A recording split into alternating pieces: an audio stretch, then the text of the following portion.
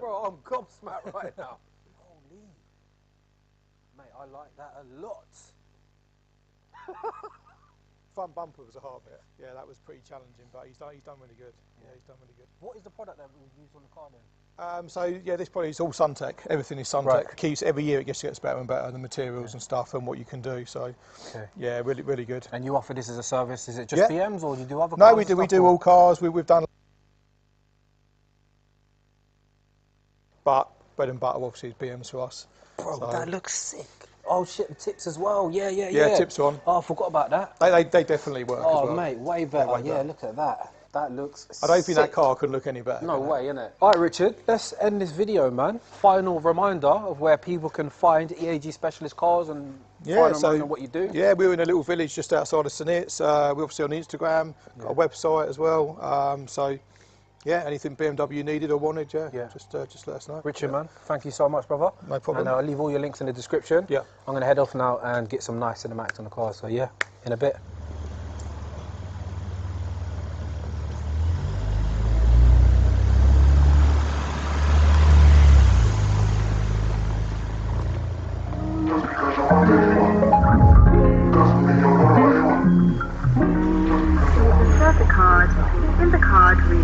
Yeah, it's not letting me swipe my phone. I haven't got my card on me. Don't take phone payments, it's debit credit card only. Yeah, that's what I was trying to do, but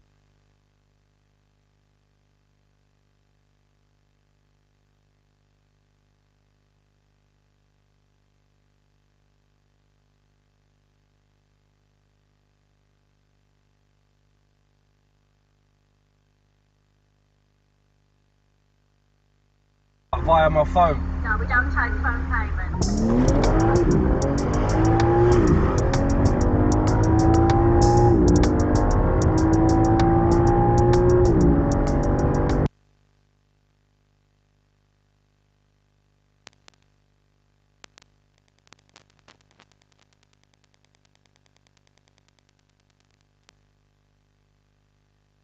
Wrigley performance is finally going down. I'm going to be dropping the car off to Tom, let him park up for a while, let Tom do his thing, make sure it's all done correct. We've got a fully built S58 engine, it's been forged, the engine's been sleeved, we've got a single turbo kit, loads of fuel and mods, upgraded intake manifolds. This car's going to be seriously quick. 1300 brake horsepower is what the goal is. Let me get my hands on the wheel. 29 miles in the tank now. Let's get to a petrol station and then we'll make our way to Tom's. Apples, bro.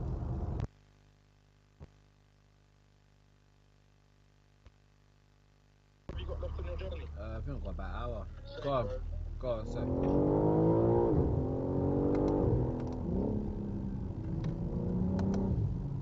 You ain't doing it? No, we don't. Hey, in the last 8 years, I've done over £28 million worth of property deals, raised £9 million of joint venture funding, and I have helped. Man like Ricky, you know. Obviously don't like to put BP in, but it is what it is, isn't it, really?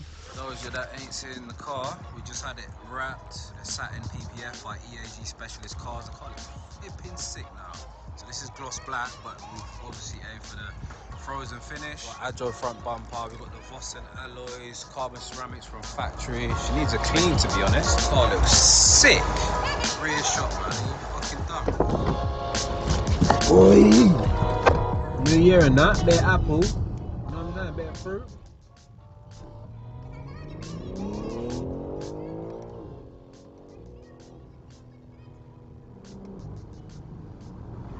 It was at this moment that he knew. He fucked up. Oh my God!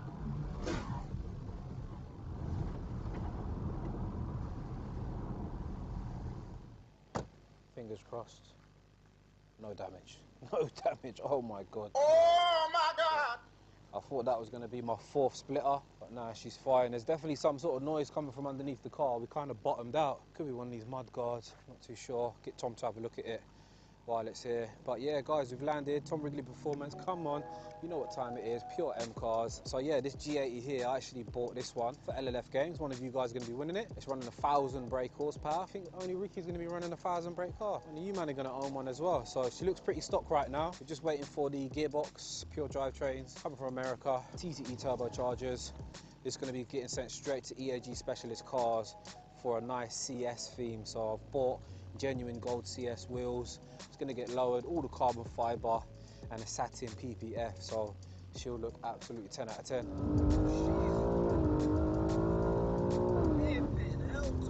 So Tom, we're out in my G80 that I bought for LLF Games. Yeah. And you can take me for a quick little spin, yeah? Yeah, so it's quick, our yeah? stage 3 build. Yeah, rapid, Stage mate. 3, huh? It's only on pump fuel. Still makes about sort of just under 800 brake, 4-wheel drive. So to run you through, it's got our drop-in con rods, head stud kit, replacement bearings in the bottom end, port injection kit on the stock manifold. The stock manifold's good for good numbers anyway, to be fair. TTE turbos, TT 940s, which have been proven to make over that, in all fairness. I mean, this car makes 970 now. Then it's got the low pressure in tank pump upgrade, port injection, all controlled by a motive, mapped by Michael. It all works beautifully, so you switch maps on the fly, and then you've got full ethanol, and you're good for the full 970 plus BHP.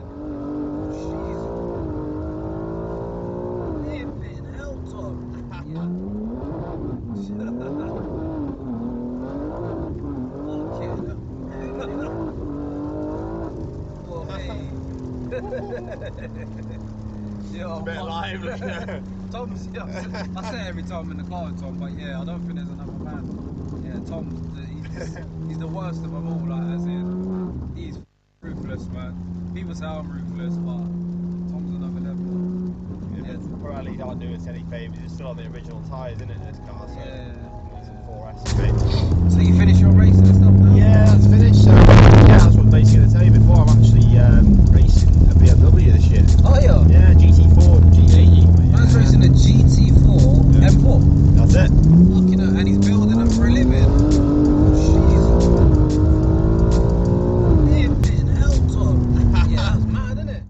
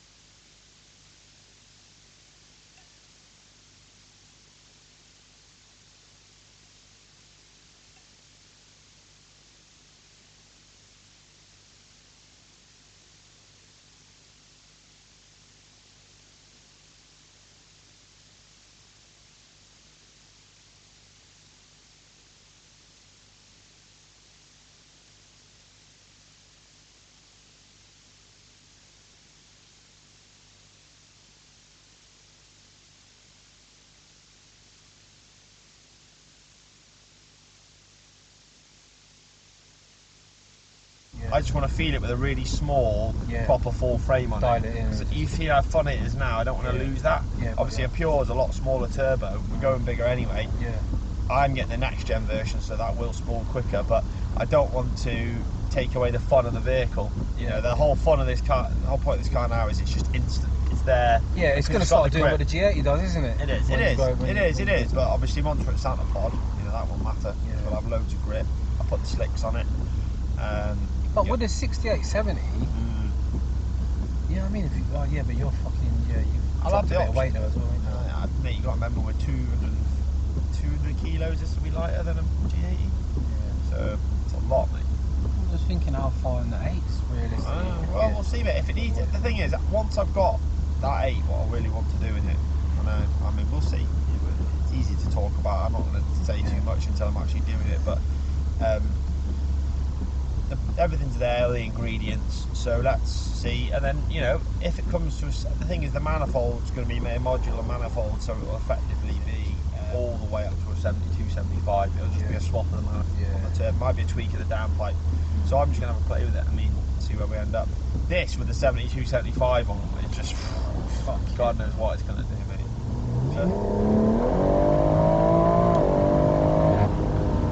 So that gear shift is instantaneous, isn't it? It's amazing. It aggressively shoves you forward. Yeah. Well, this has got the stage 2 gearbox from Pure in. And it's got the belt transfer case as well. Yeah. And the high stall torque converter, so it's got everything. Really, so. Oh, is that okay? Right. Yes, what an idiot. Yeah, I did. He came up last week. What's he having done? Can he say or no? Probably best not to. He's letting it release his stuff, so I'm not going to say too much. But it's going to be cool. 140i that there, that's our first customer package. It's gone for a 9-second package. So what? 9-second. All-wheel drive? 9 seconds on the.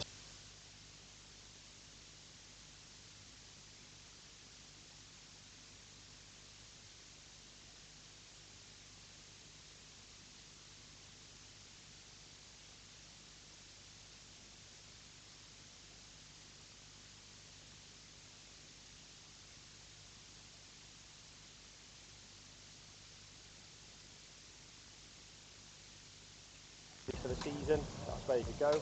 This car here with the wheels going on, that's having a single turbo as well. Okay. Looks like a track car, doesn't it?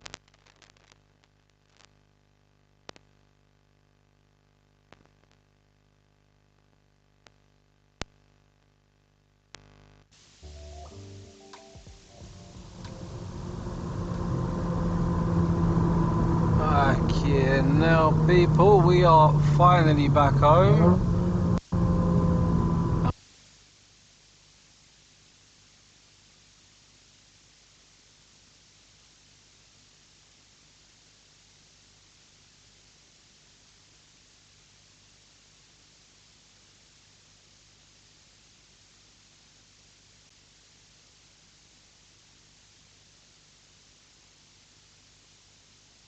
About how this all came together as the final night. Look at that state. Yes. With one color. Yep. Yeah, exactly right about that, Brett. I do want to point out one thing here. We're just poking around here, okay? This is an estimated number, okay? An estimated number of how many caucus voters are out throughout the state of Iowa. That's not an even 100. There's a reason for that, because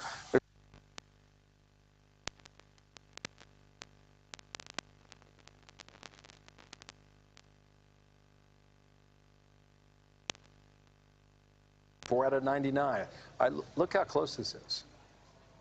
Okay, right now, Donald Trump leads Nikki Haley by 8 votes in Johnson County. Now, Brett, if it holds up, the map stays red.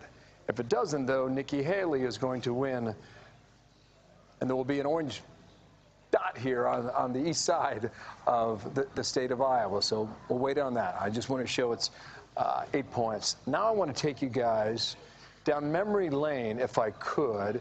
Bear with me here. Let me get it set up. Stand by. A week from tomorrow, we'll be in New Hampshire. And this is what New Hampshire was 8 years ago, in 2016. Donald Trump won every county, all 10 of them in New Hampshire. it was red. I really think, as we look back in our own memory banks, that was one of those times where we thought, this campaign's for real, it's got a shot, let's see where it goes. But New Hampshire was really, I think, the turning point for a lot of people to think that Trump is here, and you have to take him seriously.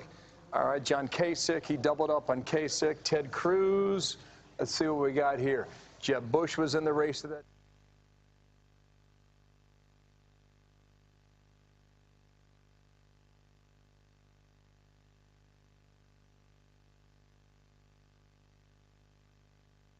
Level when Hillary Clinton nosed him out by half a point, all right?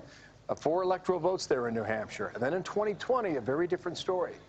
You know, Donald Trump goes back for re-election, and Joe Biden beats him by about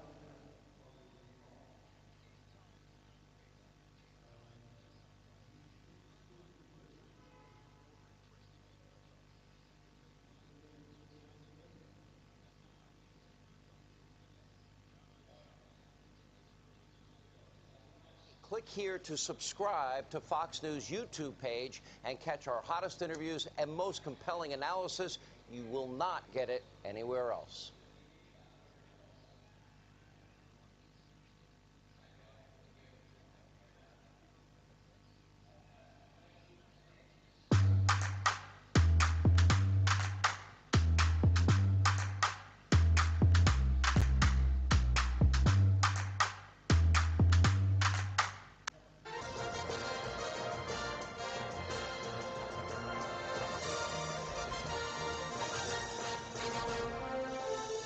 It's 1 a.m. here in New York, midnight in Iowa, and the very first test of the 2024 Republican primary season is now complete. Joining me now at the top of this hour is former Obama campaign manager, MSNBC political analyst, and my former boss, David Plouffe, former RNC chairman and co-host of The Weekend, Michael Steele, former communications director for Jeb Bush's 2016 campaign, and now writer-at-large for The Bulwark, Tim Miller, and former communications director for President Barack Obama, Jennifer Palmieri. Now, tonight in Iowa, NBC News projected that Donald Trump won the caucuses with more than 50% of the vote. These numbers really cement the 4 times indicted defendant candidate's status as the front-runner. We already knew this, but in the Republican field. The race for second place had a little bit more drama, with Nikki Haley and Florida Governor Ron DeSantis locked in a dead heat for most of the night. But as awkward as he may be at times, and he is awkward, DeSantis did put in the work in Iowa, and maybe that helped him. He visited all 99 counties, and it paid off a bit with a second-place finish in the state, even if he doesn't have a real path forward, it seems. Third-place finisher Nikki Haley is now off to New Hampshire, where traditionally presidential candidates go right after the Iowa caucuses. But not Donald Trump. He will once again buck tradition and head to a courtroom in New York City for the start of the E. Jean Carroll defamation trial. And that civil case is, of course, on top of the 4 criminal trials that Trump is also facing, where he also seems to want to appear in the courtrooms, involving his hoarding of classified information and attempts to overturn the last election, just to name a few. But Trump's legal woes certainly didn't hold him back tonight. As we were just talking about 2/3 of Iowa caucus goers say that even if he's convicted, they still consider him to fit to be president. So this slice of the Republican electorate seems pretty clear who their first choice is, criminal charges and all. Back with me is my all-star panel here. So we've talked a lot about Trump. We've talked a lot about the Republican candidates. Let's talk a little bit about the other guy running, President Joe Biden. So, Plouffe, you talk to the campaign a lot. If they're watching what happened tonight, what do they think of it? Do they think about it? Well, one thing that's important when you're incumbent is when does the general election start? And so this would suggest it's going to start a lot sooner than you'd probably like. Is that good for them? I would argue maybe it is, just because the sooner this turns into a searing contrast, probably the better off Biden is. So even if you'd probably like a couple more months to prepare, I think being in that boxing ring with him and him alone is probably helpful. And I think what it shows is, you know, the Republican Party is, my guess is the biggest concern I have as I think about next November is the turnout differential that could be there. You know, there's not the enthusiasm for Biden that you'd like. Maybe they can run me to that. I think Trump's going to get his turnout. There's clearly some disaffected Republicans that may sit it out, or maybe Biden could do as well as he did in 20, and that was important. But I think Trump's going to get his turnout. I would argue if he gets convicted, even more so. So I think these numbers show whatever you think it's going to take to win a state like Wisconsin or Arizona, if I'm the Biden campaign, I add 10% to it. It's basically a tax that the Trump turnout's going to be there. But that's the big thing is, starting next Tuesday, if Haley doesn't win New Hampshire, Trump's speech is going to be, I'm done with the primary, I've dispatched with all these second-rate losers, and it's time for the rematch. Yep. And it's going to be right on your doorstep, whether you like it or not. The Biden campaign is fundraising off of Trump's front-runner status tonight. They don't really utter the names Nikki Haley or Ron DeSantis because none of them think that they're going to be running against them. They do have this interesting challenge, which you've talked about on the Republican side too, where there's this belief from a fair number of undecided voters that it's not going to be Trump-Biden, right? That it won't be Trump on the other side, which, to Pluff's point, if this is clear that it's Trump to everyone, they are helped by that. But what do you think they should be doing to make that more clear? The Biden people? Yeah. I agree with everything David said. I think if I'm advising the president's campaign right now, I'd look at them and say, can you put our boy on the street? Can you just have him walk some neighborhoods? Have him go sit on, As in President Biden. President Biden, yeah. Our boy. Our boy, yeah. Yeah, just to be clear, which is fine. I don't. People may be like, who's the boy? Yeah. But that's my point. You got to bring it to that level so that people understand he's my boy. They got to connect with this guy, and he is connectable. And Democrats overthink the proposition here. This is not a complicated scenario against Donald Trump. It is a very complicated scenario against Nikki Haley. And so you need to understand the runway you're being given. So let Donald Trump try to shorten that runway by coming out of New Hampshire saying, okay, let's do it, I'm ready. I'm ready too. Where you want to meet so I can talk about your 91 indictments. So I can talk about your E.G. Carroll problem, and I can talk about the money you have to pay out. Oh, are your donors still paying your legal bills? I mean, this is the level that the campaign has to be prepared to go. And if you don't really want to see your boy get into that space, meaning the president, okay, then the political operation around him has to go there.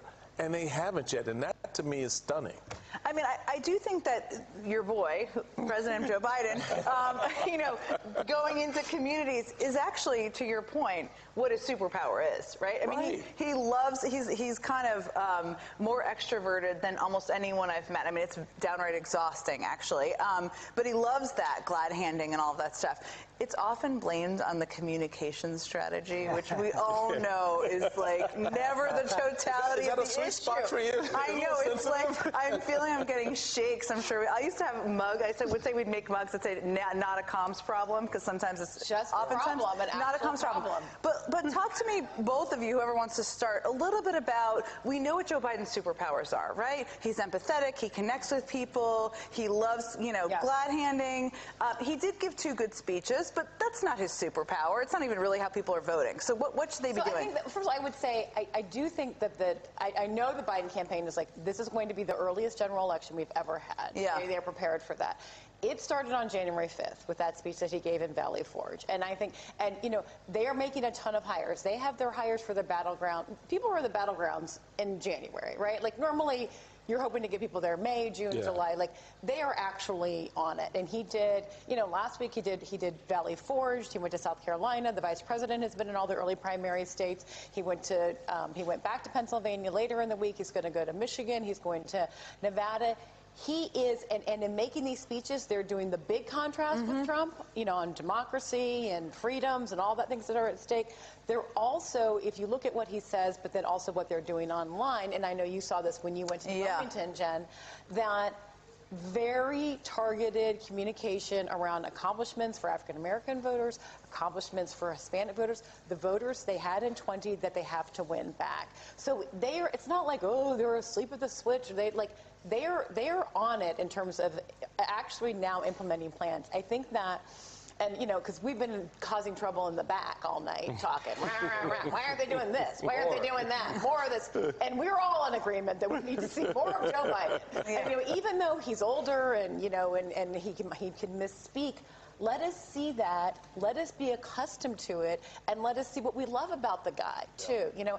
And if you want to put a pit dog on television, Mitch Landrieu is going over to the campaign, and that guy, I know, he is an amazing communicator. He's a pit bull dog, yes, but he's also a political's politico. He also loves to glad hand and also talks like a normal human being. To Palmieri's point, I did spend some time with the campaign, and one of the things, obviously you have to meet people where they are, an overused term, but they're very focused on that. A lot of what they're happening is a little behind the scenes. It's like hard to break through the blocking out of the sun of Donald Trump and the crazy stuff he says and all of his legal issues. So a lot of what they're doing online is private, it's targeted, but I mean, Tim, you and I have talked often about how you wish, it's so funny. I just want more. Tim wants more, but Tim also always asks me, why can't the Democratic Party just sing off the same song sheet? Just once. Oh my gosh, it's not a monolithic party like the Republican Party. Give me We'll more put the lyrics in bigger letters for you if you need, but please. Give me more Biden and give me more Biden's people out there. I do need more. I need more Biden surrogates. I need more Biden. We don't need to treat him like fine China. I do want to see him out there. I want to go back to one other thing, though, to what David said. I think there might have been maybe some good news for Biden, though, in the numbers tonight. I agree that in general Trump will get his people out. But this caucus turnout wasn't anything. No, it was actually small. Even after all of the Iowans were saying, we're fine, we're going to put on socks and go out in the cold. Maybe that's the weather, maybe that's the fact that it's a blowout, but I think it's just something to keep an eye on. 167,000 last time. It looks like we're at 120-something right now. So a big downtick from 2016. The other thing is, what's this number? Now, 32%, if Trump is convicted, is unfit to be president. That's a big number, even if that's off, even if it's 22%. And even if he's not convicted, that's a group of people for the Biden campaign to work from. Like, they can speak to those people and they can persuade those people, and that is a persuadable audience. The folks that went out there to vote for Nikki Haley today, it seems like most of them are pretty sick of Donald Trump in a way that, you know, getting almost to Tim Miller and Michael Steele. I don't know if they're ready to call Joe Biden their boy yet, but they seem pretty sick of Donald Trump. And so I think that was also encouraging and is like another, you know, big fat ball coming down the middle of the plate for the Biden campaign if they can hit it. Can I just add one more number to back up what Tim's saying? One other important number that's buried in here for the Biden campaign, which is good. Of the Republican caucus goers, 11% of them said if it's a Biden-Trump November, they'll vote for Biden. So to really emphasize the point that Tim made, there's a lot in this mix in.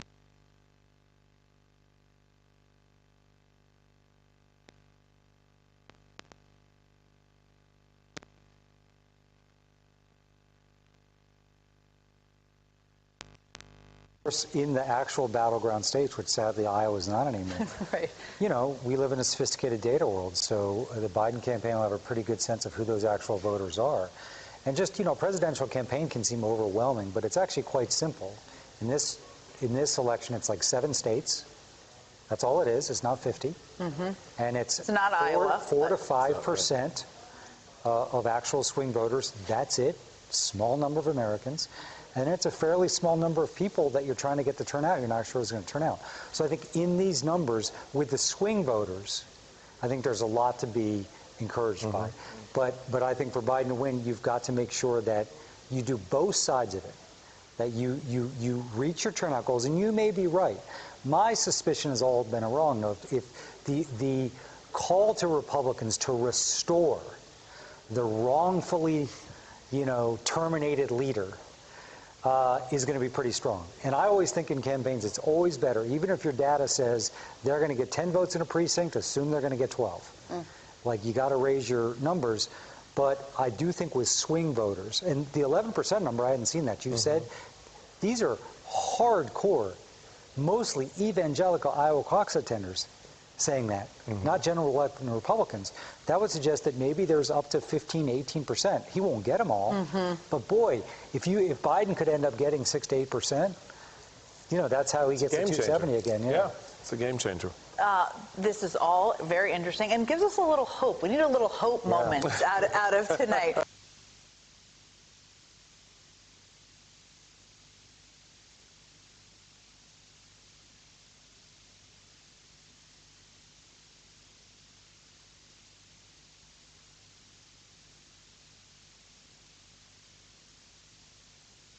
if you live in London and don't have life insurance.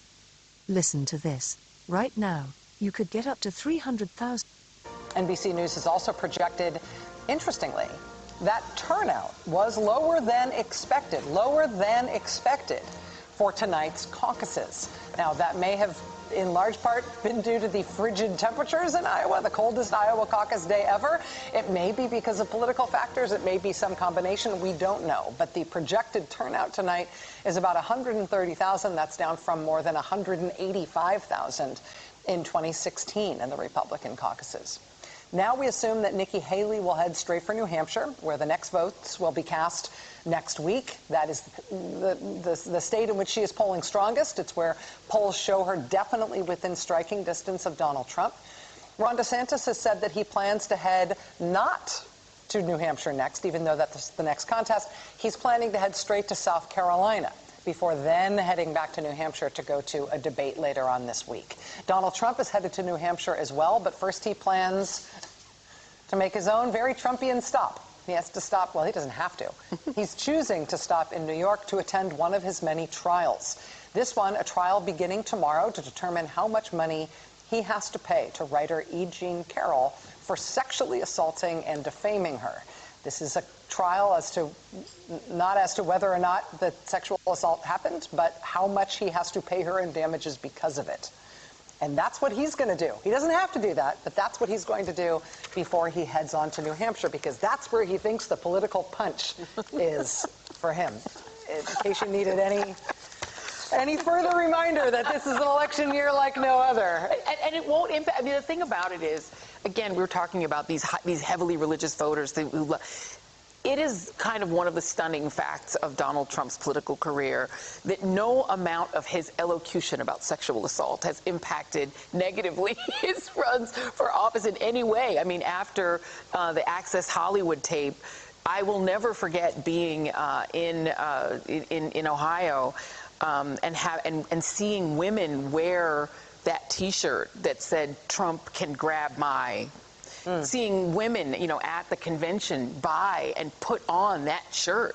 These were women who would consider themselves to be good Christians who embraced Donald Trump. They didn't reject at all the idea that he would, start by saying, I didn't do that, then saying, I might have done it, then saying, what, that's locker room talk, and then saying, so what, I did it, what's wrong with it? And the fact that he is now facing not the question of whether or not he sexually abused E. Jean Carroll, but just how much money he has to pay her because he lied about it. Yeah. And this will have no impact whatsoever, any more than him stealing classified documents or trying to overturn an election and stage a coup. None of it matters. With his base. With his voters. But not necessarily the whole country. That's right. That's a very And with Republicans writ large, because sorry, does it matter to Mitch McConnell? Apparently not. Does it matter to any of the Republicans who we think behind the scenes despise him? We just saw Doug Burgum, who once said he wouldn't do business with Donald Trump, turn around and endorse him ahead of the Iowa caucuses. They've all fallen in line. They've all capitulated. They're all taken the knee. And I think everything you said is right about that proportion, and then there's the future we don't know, right? Because we don't know, as we've discussed earlier tonight, the independents, the general election, even if 1 out of 10 Republican voters flip on him. And I've been very restrained tonight. I've gone as far as I can. But Mos Def did say... Oh, here we go. Here we go. Yes? The straw that broke the camel's back, what's the secret? A million other straws underneath it. And we just don't know if and when the back will break. Right. But there are all these straws. There are so many convicted Trump aides. I don't believe, check me if I'm wrong, Rachel, that we've mentioned any of them tonight.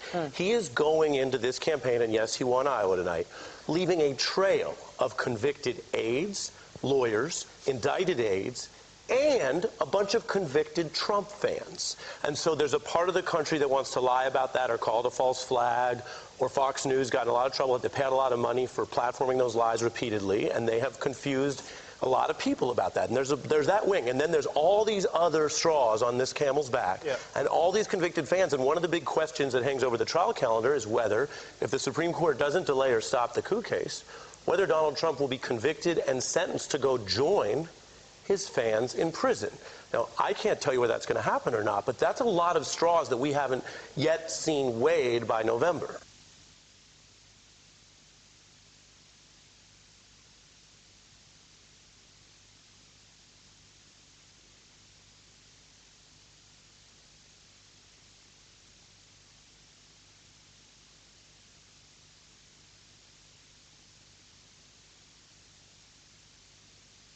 Welcome back to Morning Joe as the Republican candidates were wrapping.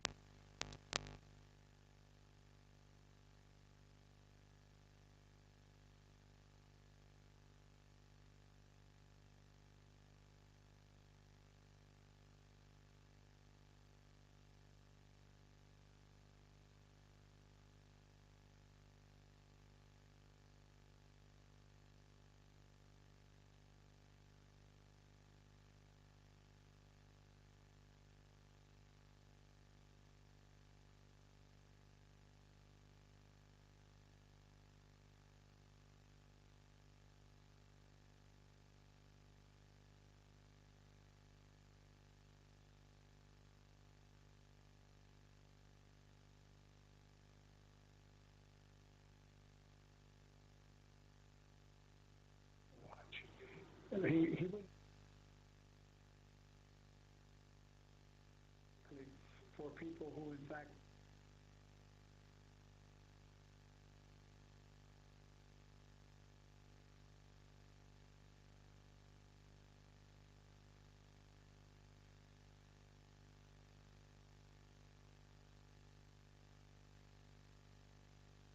holiday, but he said he would do a few minutes on my radio show. The White House said you have 5 or 6 minutes. He ended up going almost triple that.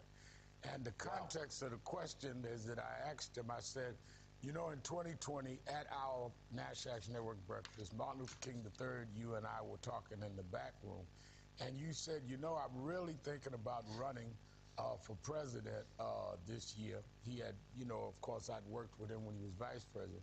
He said, because when I saw what happened in Charlottesville and how this guy Trump is acting, I really want to get in there and help turn this country around. So it was in that context that I asked him, I said, well, you told us that and you ended up running that year and you won. What motivated you to seek re-election? And he said, well, you know, Al, it's because this guy's off the wall. And you heard the rest of his comment. In many ways, he was saying that Donald Trump is what motivated him to run in 2020. And Donald Trump was part of the impetus of why he's running now, because he feels what he's saying is so anti-democratic that it's more than just Donald Trump. In many ways, I don't know that that he, Joe Biden, would have been as motivated as he seems to be, because he was full of vigor yesterday in the phone interview. If Donald Trump was not running, I think he really sees Trump as something that would be irreparable to the American democratic process, and I think that is what gets him a lot of energy and gets him going.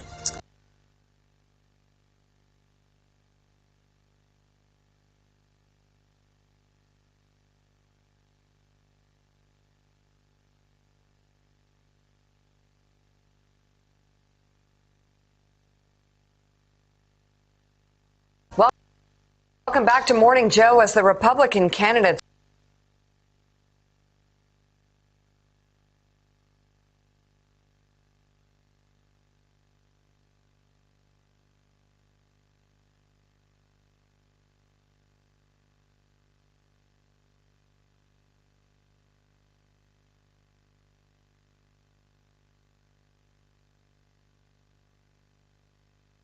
were wrapping up their campaigns in Iowa. President Biden was at the White House, also looking ahead to November. The president joined Reverend Al Sharpton for a special one-on-one interview. Let's listen. the things that Trump is saying things that are just off the wall. He is most anti-democratic with a small d president in American history. The things he's saying, and he means them. He's talking about he's running to get revenge on people. He's running because he wants to see to it that, I mean, it's just outrageous things. For example, he said the other day that because our economy is doing so well and getting better and better, he said he's looking forward to a recession, so a depression, because he does not want to be, he wants it to happen on, quote, my watch. He wouldn't be talking about this if he didn't acknowledge that the economy is doing pretty damn well, and particularly for people who, in fact, need the most help. Hey, Rev, tell us more about that interview.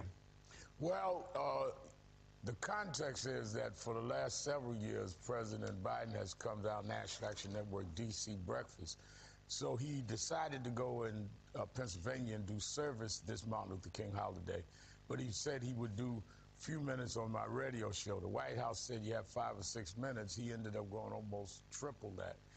And the context of the question is that I asked him, I said, you know, in 2020 at our National Action Network breakfast, Martin Luther King III, you and I were talking in the back room, and you said, you know, I'm really thinking about running for president this year. He had, you know, of course, I'd worked with him when he was vice president. He said, because when I saw what happened in Charlottesville and how this guy Trump is acting, I really want to get in there and help turn this country around. So it was in that context that I asked him, I said, well, you told us that and you ended up running that year and you won. What motivated you to seek re-election?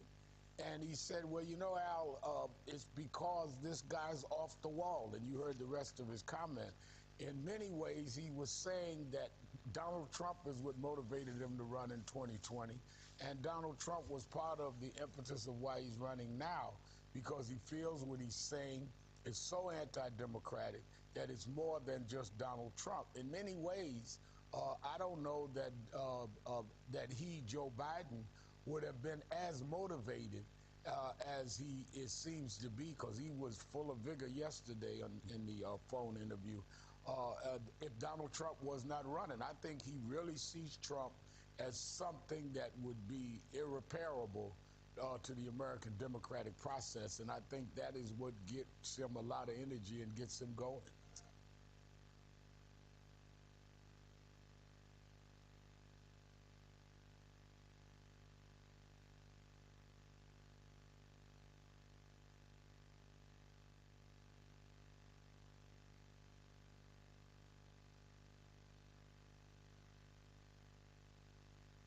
Energy supplies don't want you to know about this trick to warm up houses for practically zero cost. This space heater is being called the Tesla of heaters. It can warm up a freezing cold room from 7 degrees to 20 degrees in minutes without installations and expensive electricity bills. This powerful heater was created by Mike Saunders and Robert Jones, two ex-engineers from one of the biggest technology companies in the world.